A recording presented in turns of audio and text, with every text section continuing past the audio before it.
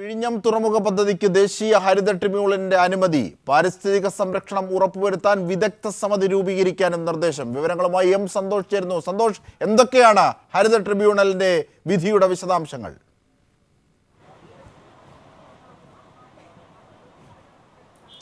അജിംഷാദ്, വിഴിഞ്ഞം തുറമുഖ പദ്ധതിയുമായി മുന്നോട്ട് പോകാൻ ദേശീയ ഹരിത ട്രൈബ്യൂണൽ അനുമതി നൽകിയിരിക്കുകയാണ്. വിഴിഞ്ഞം തുറമുഖ പദ്ധതിക്ക് നൽകിയ പാരിസ്ഥിതിക അനുമതി റദ്ദാക്കണം എന്നുള്ള ഹർജിക്കാരുടെ വാദം ട്രിബ്യൂണൽ അംഗീകരിച്ചില്ല. പകരം പരിസ്ഥിതി സംരക്ഷണം ഉറപ്പുവരുത്തിക്കൊണ്ട് വിഴിഞ്ഞം തുറമുഖ പദ്ധതിയുമായി മുന്നോട്ട് പോകണം എന്നുള്ള നിർദ്ദേശമാണ് ഇപ്പോൾ ഹരിത ട്രൈബ്യൂണൽ നൽകിയിരിക്കുന്നത്. ഇതിനായി ഈ പരിസ്ഥിതി സംരക്ഷണം ഉറപ്പുവരുത്തുന്നതിനായി ഒരു 7 അംഗ സമിതി, വിദഗ്ധ സമിതിയെ നിയോഗിക്കണമെന്നും ഹരിത ട്രൈബ്യൂണൽ ഇപ്പോൾ ഉത്തരവിട്ടിട്ടുണ്ട്. ഈ 7 അംഗ വിദഗ്ധ സമിതിയിൽ സമുദ്ര ഗവേഷണ രംഗത്തെ ശാസ്ത്രജ്ഞന്മാരും അതോടൊപ്പം തന്നെ മലിനീകരണവുമായി ബന്ധപ്പെട്ട കാര്യങ്ങൾ പരിശോധിക്കുന്നതിനുള്ള ശാസ്ത്രജ്ഞന്മാർ. സന്തോഷാണ് വിവരങ്ങൾ നൽകി വന്നത്. പാരിസ്ഥിതിക അനുമതി ലഭിച്ചിരിക്കുന്നു വിഴിഞ്ഞം പദ്ധതിക്ക്. വിഴിഞ്ഞം പദ്ധതി പ്രവർത്തനങ്ങളുമായി മുമ്പോട്ട് പോകാം എന്നതിൻ്റെ ഹരിത ട്രിബ്യൂണലിൻ്റെ ഭാഗത്തുനിന്നുള്ള പച്ചക്കൊടിയാണ് ഇപ്പോൾ പാറിയത് എന്ന് വേണമെങ്കിൽ പറയാം. നിരവധി ഹർജികളാണ് പാരിസ്ഥിതിക ദുർബല പ്രദേശവുമായി ബന്ധപ്പെട്ട്. സന്തോഷ് തന്നെ ഒരിക്കൽ കൂടി ചേരുന്നു. സന്തോഷ്, പാരിസ്ഥിതിക ദുർബല പ്രദേശമാണ് വിഴിഞ്ഞം ഉൾക്കൊള്ളുന്ന പ്രദേശം, ഇതായിരുന്നു ഹർജിക്കാരുടെ വാദം. ഇത് തള്ളുമ്പോൾ എന്തൊക്കെയാണ് ഹരിത ട്രിബ്യൂണൽ അക്കമിട്ട് നിരത്തിയത്? വിധിയുടെ വിശദാംശങ്ങളിലേക്ക് ഒരിക്കൽ കൂടി പോയാൽ.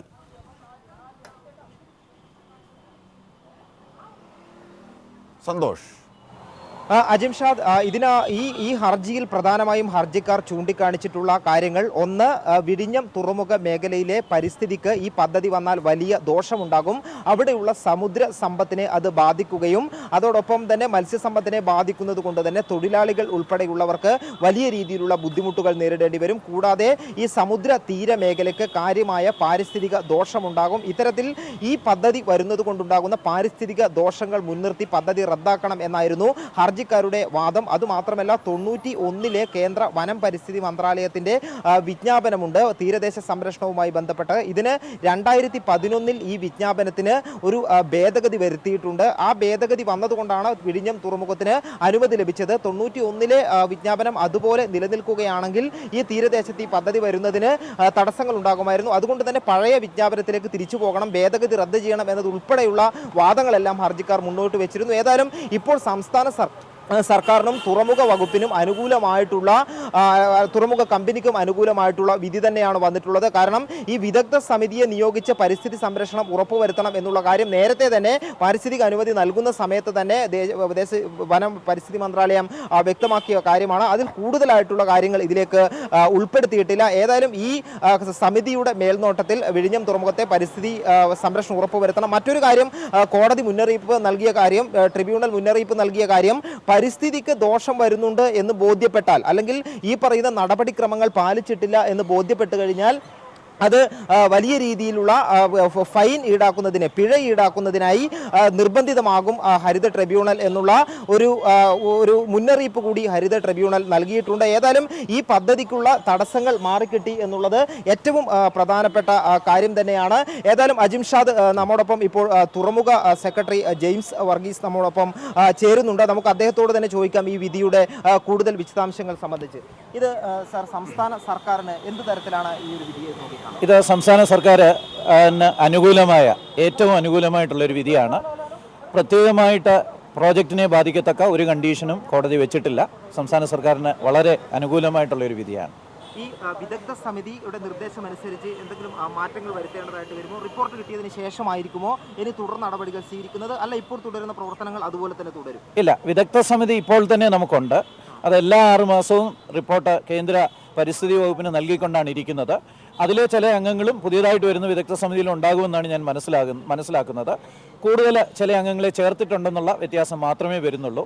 വിദഗ്ധ സമിതി റിപ്പോർട്ട് നൽകാൻ പോകുന്നത് നമുക്ക് ലഭിച്ചിട്ടുള്ള എൻവിറോൺമെൻറ്റൽ ക്ലിയറൻസിലോ അല്ലെങ്കിൽ നമ്മുടെ കോസ്റ്റൽ മാനേജ്മെൻറ്റ് സോൺ അതോറിറ്റി നൽകിയിരിക്കുന്ന കണ്ടീഷൻസിലോ വല്ലോ ഏതെങ്കിലും വ്യതിയാനം വരുത്തുന്നുണ്ടോ, അനുസരിക്കാതെ ഇരിക്കുന്നുണ്ടോ എന്നുള്ളത് മാത്രമാണ് അവർ നോക്കുന്നത്. അങ്ങനെയുള്ള കണ്ടീഷൻസ് ഒന്നും ലംഘിക്കപ്പെടുവാനായിട്ട് സംസ്ഥാന സർക്കാരിനും താല്പര്യമില്ല. അതുകൊണ്ട് ഈ വിദഗ്ധ സമിതി വന്നത് പ്രത്യേകമായിട്ട് പ്രോജക്റ്റിനെ യാതൊരു തരത്തിലും ബാധിക്കത്തില്ല, ഒരു അനുകൂല ഘടകമായിട്ട് കാണുന്നു. എല്ലാ തീർച്ചയായും സന്തോഷ്. ഇപ്പോൾ നമ്മോടൊപ്പം മുൻ മന്ത്രി കൂടിയായ ശ്രീ എം വിജയകുമാർ കൂടി ചേരുകയാണ്. ശ്രീ വിജയകുമാർ, താങ്കൾക്ക് കേൾക്കാമെങ്കിൽ വിഴിഞ്ഞം പദ്ധതിയുമായി ബന്ധപ്പെട്ടുണ്ടായിരുന്ന ഒരു നിയമ തടസ്സം തന്നെയാണ് നീങ്ങിയിരിക്കുന്നത്. പാരിസ്ഥിതിക അനുമതി ലഭിക്കുന്നതിലൂടെ ഹർജിക്കാർ നിരത്തിയ വാദങ്ങളെ ഒക്കെ ഹരിത ട്രിബ്യൂണൽ തള്ളുകയും എന്നാൽ 7 അംഗ വിദഗ്ധ സമിതിയെ പരിസ്ഥിതി സംരക്ഷണത്തിന്റെ മേൽനോട്ടത്തിനായി നിയോഗിക്കുകയും ചെയ്തു. എങ്ങനെ കാണുന്നു ഇതിനെ? വിഴിഞ്ഞം തുറമുഖ പദ്ധതിയെ സംബന്ധിച്ച് ഒരു വലിയ കടമ്പ തന്നെയാണ് കടന്നിരിക്കുന്നത്. കാരണം പാരിസ്ഥിതിക അനുമതി ലഭിക്കാതെ ആ പദ്ധതിക്ക് മുന്നോട്ട് പോകുവാനേ ആവില്ല. അത് വളരെ ദീർഘനാളായിട്ട് നിലനിൽക്കുന്ന ഒരു പ്രശ്നമാണ്. വാസ്തവത്തിൽ ഈ തടസ്സത്തിന്റെ വിഷയമല്ല, ഇതിന്റെ പിന്നിൽ ചില ഛിദ്രശക്തികൾ പ്രവർത്തിക്കുന്നുണ്ട്. വിഴിഞ്ഞം പദ്ധതിക്കെതിരായിട്ടുള്ള ശക്തികൾ പലതരത്തിലാണ് പ്രവർത്തിക്കുന്നത്. അത് അന്തർദേശീയ തലത്തിൽ തന്നെ അന്തർദേശീയ തുറമുഖ ലോബി ഇതിനെതിരായി പ്രവർത്തിക്കുന്നുണ്ട്, ദേശീയ തലത്തിൽ പ്രവർത്തിക്കുന്നുണ്ട്. ഇവിടെ ഈ പാവപ്പെട്ട മത്സ്യത്തൊഴിലാളികളെ കരുക്കളാക്കിക്കൊണ്ടാണ് പാരിസ്ഥിതിക അനുമതിക്കെതിരായിട്ടുള്ള പരാതികൾ, അതാണ് ഇവിടെ ഉണ്ടായത്. വാസ്തവത്തിൽ പാരിസ്ഥിതിക അനുമതിയുടെ പ്രശ്നമല്ല, പാരിസ്ഥിതിക അനുമതി നൽകാൻ പാടില്ല, അത് പരിസരവാസികളെയും മത്സ്യത്തൊഴിലാളികളെയും ബാധിക്കും എന്നുള്ള പരാതി വച്ചുകൊണ്ടാണ് ദേശീയ ഹരിത ട്രിബ്യൂണലിൽ പരാതി ഉണ്ടായത്. ആ പരാതി വിശദമായി പരിശോധിച്ചുകൊണ്ട് അത് നിലനിൽക്കുന്നതല്ല അല്ലെങ്കിൽ സതുദ്ദേശപരമല്ല എന്ന് കണ്ടുകൊണ്ടാണ് ദേശീയ ഹരിത ട്രിബ്യൂണൽ ആ പരാതി തള്ളിക്കളഞ്ഞത്. തീർച്ചയായിട്ടും ഒരു വലിയ ചുവടുവയ്പ് തന്നെയാണ് വിഴിഞ്ഞം തുറമുഖ പദ്ധതിക്ക്. ഈ അനുവാദം ലഭിച്ചു കഴിഞ്ഞാൽ പദ്ധതി സമയബന്ധിതമായി പൂർത്തിയാക്കുവാൻ നമുക്ക് സാധിക്കും എന്ന് തന്നെയാണ്. അത് കേരളത്തിലെ മുഴുവൻ ജനങ്ങളും, സംസ്ഥാന സർക്കാരും കേരളത്തിലെ മുഴുവൻ ജനങ്ങളും അതിനെ, ഈ വിധിയെ സ്വാഗതം ചെയ്യുകയാണ്. തീർച്ചയായും വളരെ പ്രസക്തമാണ്. ശ്രീ എം വിജയകുമാർ, അതായത് സ്വാഭാവികമായി പ്രകൃതി നൽകിയ ചില അനുകൂല ഘടകങ്ങൾ കൂടി വിഴിഞ്ഞം പ്രദേശത്തിനുണ്ട്. ഇതിനെയൊക്കെ ചൂഷണം ചെയ്യാൻ സാധ്യതകളെ മുതലാക്കാൻ കഴിയുന്ന ഒരു വലിയ അവസരം വീണ്ടും കിട്ടിയിരിക്കുന്നു. അപ്പോഴാണ് മറ്റു ചില രാജ്യങ്ങളിലെ പോലും തുറമുഖത്തിൻ്റെ ലോബികൾ ഇടപെട്ടുള്ള കളികൾ നടക്കുന്നത്. തീർച്ചയായും ഏതാണ്ട് കേരളം ഒന്നിച്ച് തന്നെ ഈ വിഷയത്തിൽ അത്തരത്തിൽ തന്നെയാണ് പറഞ്ഞത്. പക്ഷേ തൊഴിലാളികളെയാണ് മുന്നിൽ നിർത്തിയത്. മത്സ്യസമ്പത്തിനെ ബാധിക്കും, തൊഴിലാളികളുടെ ജീവിതം പോകും, പരിസ്ഥിതി ദുർബല പ്രദേശമാണ്. ഈ വാദങ്ങളെയൊക്കെ തള്ളുമ്പോൾ തന്നെ 7 അംഗ സമിതിയെ, വിദഗ്ധ സമിതിയെ നിയോഗിക്കുവാനുള്ള ജാഗ്രത കൂടി ഇവിടെ ഉണ്ടായിരിക്കുന്നു. അതെ, തീർച്ചയായിട്ടും. കാരണം ഇത് വിഴിഞ്ഞം തുറമുഖ പദ്ധതിക്ക് പകരം വയ്ക്കാൻ മറ്റൊരു പദ്ധതി ഇന്ത്യയിലോ ഏഷ്യയിലോ ലോകത്തോ ഇല്ല എന്നതാണ് യാഥാർത്ഥ്യം. പ്രകൃതി തന്നെ ഒരു തുറമുഖം നമുക്ക് നൽകിയിരിക്കുകയാണ്. അതാണ് വിഴിഞ്ഞം തുറമുഖ പദ്ധതി. അതിനെ സാധാരണ പറയുന്നത് ഒരു നാച്ചുറൽ പോർട്ട് എന്നാണ്. നമ്മൾ നിർമ്മിക്കാതെ തന്നെ ഒരു തുറമുഖം നമുക്ക് ലഭിച്ചതാണ്. അങ്ങനെയുള്ള പ്രത്യേകതകളാണ് വിഴിഞ്ഞത്തിന്റെ പ്രാധാന്യം വർദ്ധിപ്പിക്കുന്നത്. അതിനെയാണ് തുരങ്കം വെക്കാൻ വേണ്ടി പല കേന്ദ്രങ്ങളിൽ നിന്നും ശ്രമിച്ചിട്ടുള്ളത്. ഇപ്പോഴല്ല, ഒരു 4 നൂറ്റാണ്ട് കാലമായിട്ട് ശ്രമിച്ചുകൊണ്ടിരിക്കുന്ന ഒരു കാര്യം. അതാണ്. ശ്രീ വിജയകുമാർ, താങ്കൾ ദയവായി നിലനിൽക്കൂ, തുടരൂ പ്ലീസ്. ഹരീഷ് വാസുദേവ് കൂടി നമ്മോടൊപ്പം ചേരുകയാണ്. ശ്രീ ഹരീഷ് വാസുദേവ്, നിർണായകമായ ഒരു വിധിയാണ് ഹരിത ട്രിബ്യൂണലിൻ്റെ ഭാഗത്തുനിന്നുണ്ടായത്. ഒരുപക്ഷെ കേരള സമൂഹത്തിൻ്റെ വികസനം എന്ന സങ്കല്പത്തെ യാഥാർത്ഥ്യമാക്കാനുള്ള എല്ലാ സംരംഭങ്ങൾക്കുമുള്ള സാധ്യതകൾ തുറക്കുന്നതോടൊപ്പം തന്നെ ജാഗ്രതായ ഒരു പ്രകൃതി സംരക്ഷണത്തിനുള്ള 7 അംഗ സമിതിയെയും സ്വീകാര്യമല്ലേ ഇത്? പൂർണ്ണമായി ഞാൻ കണ്ടിട്ടില്ല. ഇപ്പൊ ഓപ്പറേറ്റീവ് പോർഷൻ ചാനലുകളിൽ വരുന്നത് മാത്രമാണ് ഞാൻ കേട്ടത്.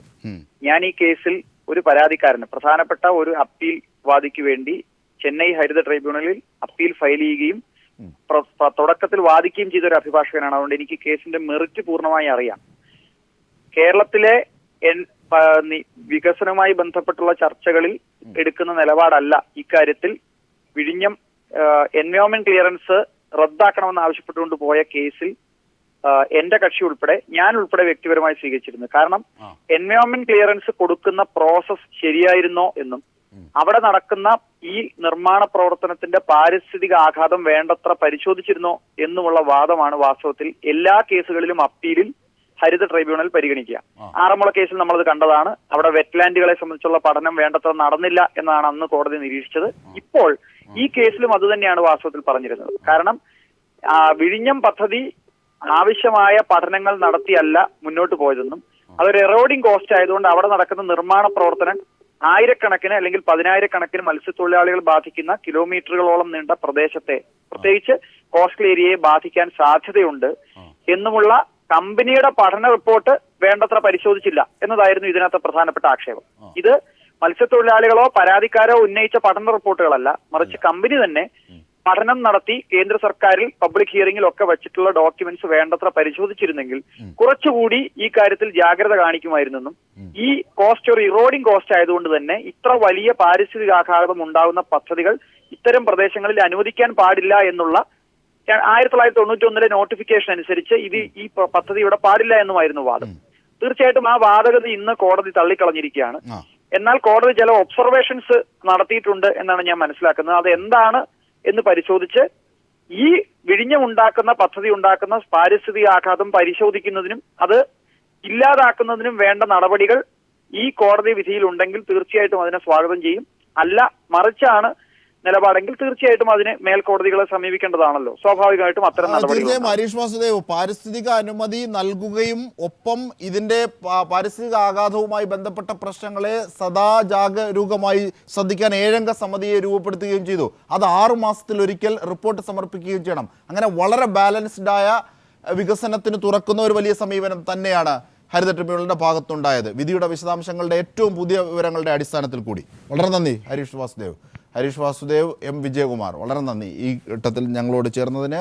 വിഴിഞ്ഞം തുറമുഖ പദ്ധതിക്ക് അനുമതി ലഭിച്ചിരിക്കുന്നു. ഹരിത ട്രിബ്യൂണൽ നൽകിയ ഹർജികൾ തള്ളിക്കൊണ്ടാണ് ഹരിത ട്രിബ്യൂണലിൻ്റെ വിധി. ഒപ്പം 7-അംഗ വിദഗ്ധ സമിതിയെ പാരിസ്ഥിതികാഘാതവുമായി ബന്ധപ്പെട്ട പഠനങ്ങൾ നിരീക്ഷിക്കാനും അതിൻ്റെ റിപ്പോർട്ടുകൾ സമർപ്പിക്കാനും നിയോഗിക്കണമെന്നും ട്രിബ്യൂണൽ വിധിച്ചു. ഇതിൻ്റെ വിധിയുടെ വിശദാംശങ്ങൾ കൂടിയാണ് ഞങ്ങളുടെ പ്രതിനിധി സന്തോഷ് എം നൽകിയത്.